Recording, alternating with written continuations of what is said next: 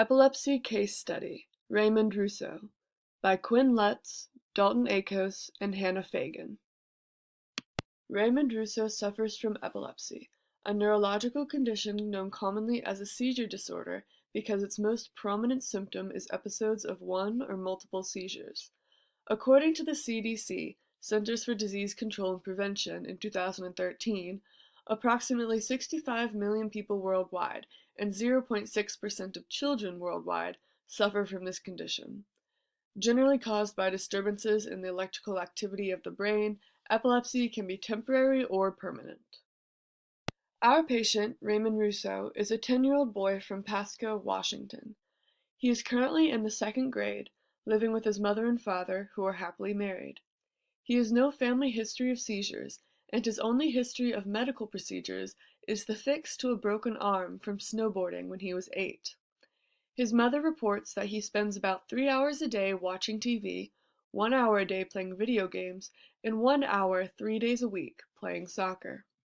Raymond's parents brought him to the hospital immediately after he had an episode where he lost consciousness and went through a series of convulsions. When asked, the parents told medical professionals that they had recently noticed extreme mood changes in Raymond, where he was acting uncharacteristically aggressive and angry. When questioned further, Raymond claims to have smelled something really bad before he lost consciousness, and his parents acknowledged that in the last 24 hours he had been to a birthday party, played laser tag, and had little sleep. Most seizures originate in the frontal lobe of the brain, which is part of the central nervous system, but usually the signal is spread through neurons into the temporal lobe. Then the signal is sometimes sent throughout the whole brain, which leads to unconsciousness. Of all the tests done to diagnose a person with epilepsy, the EEG test is the most important. The EEG test is important because it measures electrical activity in the brain and directly studies the electrical patterns which are abnormal during a seizure. This can help you diagnose a person with epilepsy or even know what type of epilepsy a person has. However, one downside to this is that it may be difficult to study the brain over a short period of time and may require several days to fully diagnose somebody.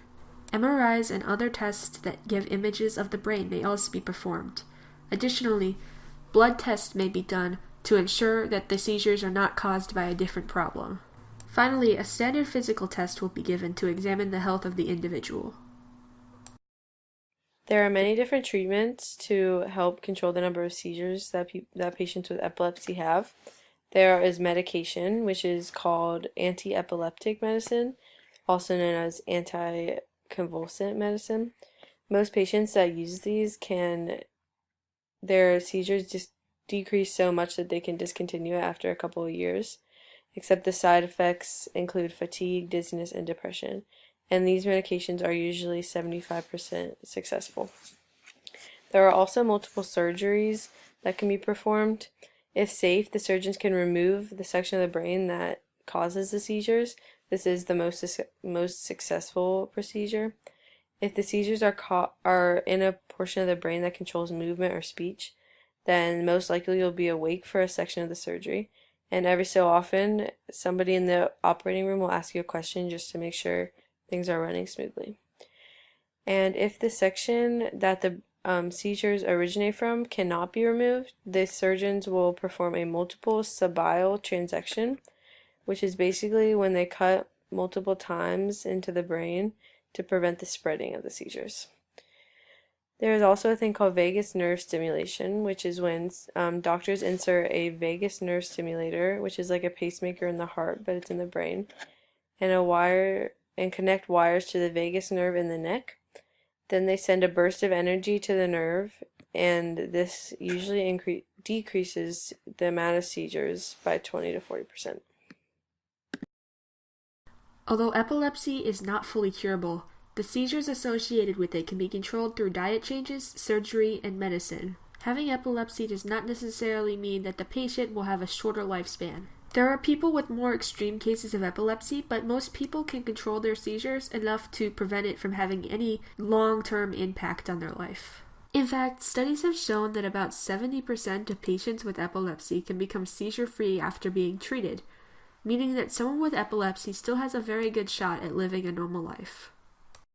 Seizures are caused when electrical signals are unable to be passed from neuron to neuron in the brain. The brain cells are designed to either stop electrical signals from being sent or start electrical signals, and there's always a balanced number of each of cells stopping and cells starting signals. So when there's too many cells starting signals or there's too many cells stopping signals from being sent, then that is when seizures mostly occur. So when a seizure occurs, they can either go unnoticed and not affect the patient greatly, or they can obviously go noticed and disable the patient who gets them. As Quinn explained previously, epilepsy has a major effect on an individual's central nervous system. Other systems greatly affected include the circulatory system, the respiratory system, the muscular system, and the digestive system. In terms of the respiratory system, epileptic seizures often interfere with breathing, inducing shortness of breath, coughing, and choking. Long-term epilepsy is shown in correlation with a number of cardiovascular-affiliated issues, like heart disease and stroke. Problems with the muscular system would be issues with controllable jerking of muscles during seizures. Muscle tone can be lost so quickly, one who attempts to stand up may find themselves unable to do so, and most patients can be heard screaming or moaning due to the seizure of their vocal cords. The digestive system is affected less by epilepsy, and more so by the medicines used to treat it. Digestive problems induced by epileptic medicine include heartburn, diarrhea, nausea, vomiting, and constipation. Bladder control can be lost completely during a seizure, and children with epilepsy almost always experience abdominal pain before an episode. Most patients with epilepsy are treated with medicines that either prevent or reduce seizures, known as anti-epileptic or anti-seizure drugs. Some of these medicines attempt to control how certain substances move in and out of the brain. Some work to change how certain neurotransmitters excite or inhibit signal transmission, and yet others target where the seizure activity begins to prevent a spread to the rest of the body.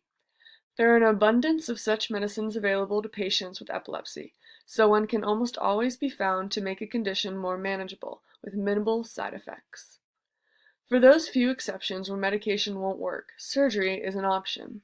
Resective surgery involves a removal of the area of the brain that causes the patient's seizures. Usually this is a section of the temporal lobe, and removal of such is hoped to cure the patient completely. Another type of surgery available to epilepsy patients is called disconnection surgery, where nerve pathways are disrupted to prevent seizure activities from spreading. ALS is the degeneration of motor neurons in an individual's body, which leads to the loss of the ability of the brain to initiate and control motor movements, transitioning to paralysis and eventually death. Although these physical abilities deteriorate quickly, the cognitive ability of one with ALS are virtually unaffected. This is because the only thing affected are the motor neurons, whose only job is to send signals to and from the brain when muscle movement is needed or wanted.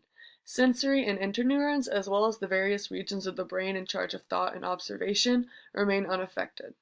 An individual with ALS retains full mental and sensory capability because of this. And here are our sources in alphabetical order.